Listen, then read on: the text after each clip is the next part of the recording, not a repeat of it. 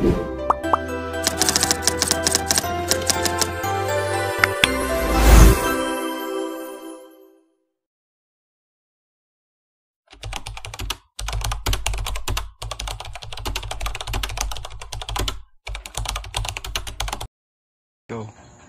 are 5 examples of electromechanical cells. These are the galvanic cell, the electrolytic cell, fuel cell, concentration cell, and rechargeable cell. Now I'm here to describe the process on how chemical reaction produce electrical energy and vice versa. So let's move on. Electrolytic cell.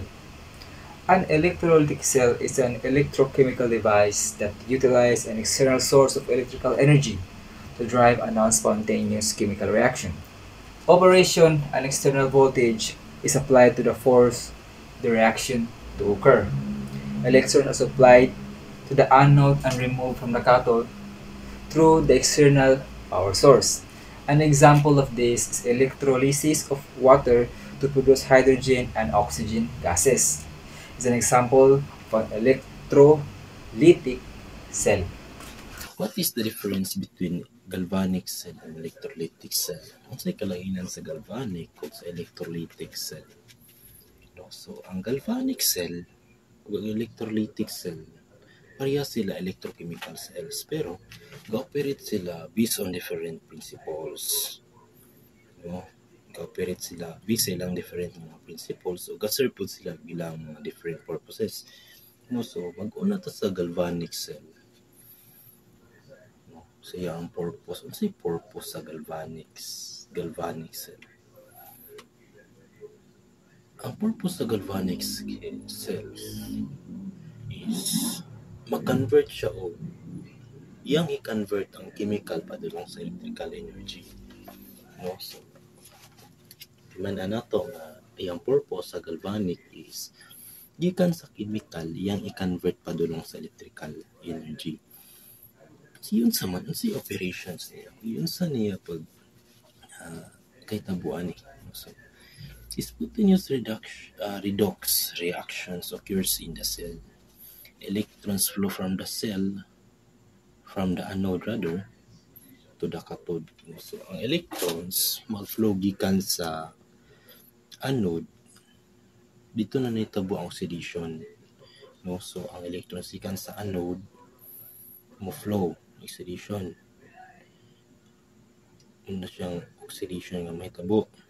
Then, gikan sa anode, mo-flow ang electrons padulong sa cathode. Dila na din mahitabo ang reduction. How? So, nahitabo ni through an external circuit generating electrical current. So, sa may example ani. Ang pinaka-common nga example ani is ang battery use in electronic devices. Itong mga battery nga gamit na to sa itong mga electronic devices. So, ikaduha, manata sa galvanic. So, dili na po sa electrolytic cell. Ang purpose sa electrolytic cell, so yung purpose, kagamit po siya og electrical energy para mag-drive og non-spontaneous chemical reaction. So, kaniha, sa galvanic, ang iyang i-convert ang chemical padulong sa electrical. While ang electrolytic cell, gagamit siya og electrical energy para mag-drive og non-spontaneous chemical reaction. Sa may operation nga gamit, an external voltage is applied to force the reaction to occur. So, gamit na siya critical, ang external voltage is applied to force the reaction to occur. Electrons is applied to the anode and removed from the cathode through the external power source. Sa may example niya? Sa example sa electrolytic cell, ang example niya is electrolysis of water. So, para makaproduce of hydrogen o gas, oxygen gases. Ano siya example of an electrolytic cell? So, in summary, ang galvanic cells ga-generate siya electricity from spontaneous reaction. Sa atong timanan nga ang galvanic is ga-generate og electricity from spontaneous reaction, while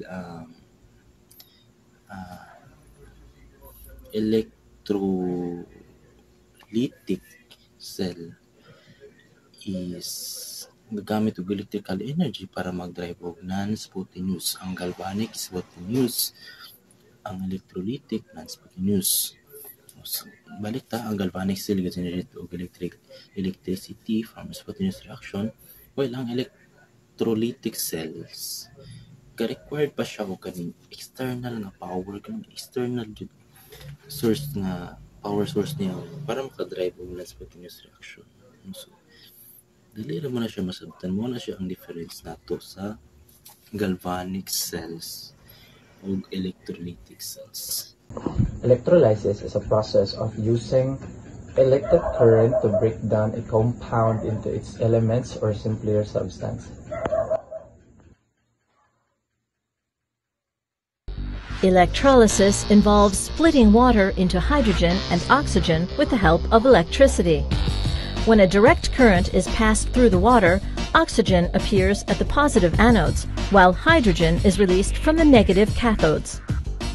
In terms of volume, exactly 2 times more hydrogen is produced than oxygen.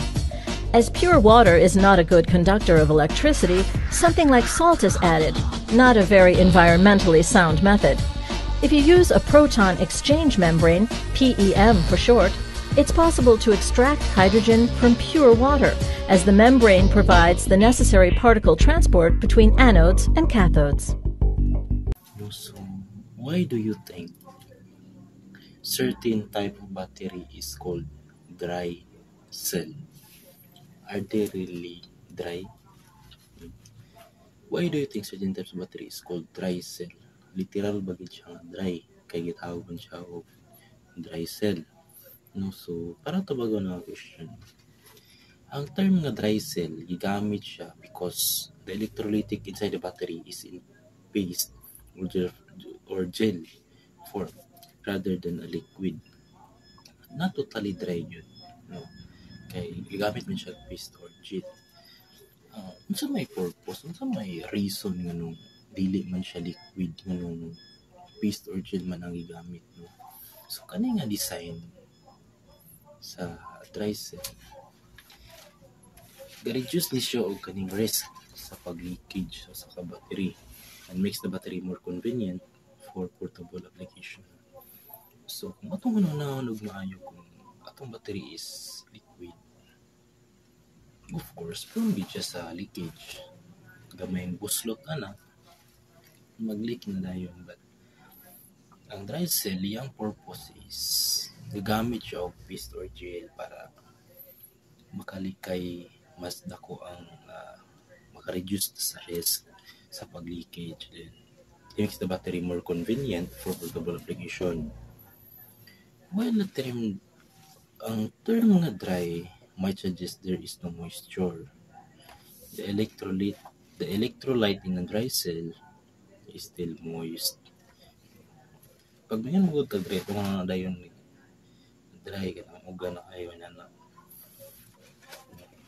Ito din ano na, wala siya moisture, pero ang tinod na the electrolyte in a dry cell, nagyapan siya moist. But it's not in a free-flowing liquid state. No, so siya moist, not totally same sa uban liquid nga mutulog siya. Moist lang, just like kung atong na-observe ito sa paste o sa gel, kinana lang. This semi-solid form helps to make the battery more stable and practical for everyday use. No? So, semi-solid siya nga form, makatabang siya para make the battery more stable. Unlike manggod sa, as what I have observed, no, sa mga battery nga mga liquid, grabe gid siya kabantayanan kayo.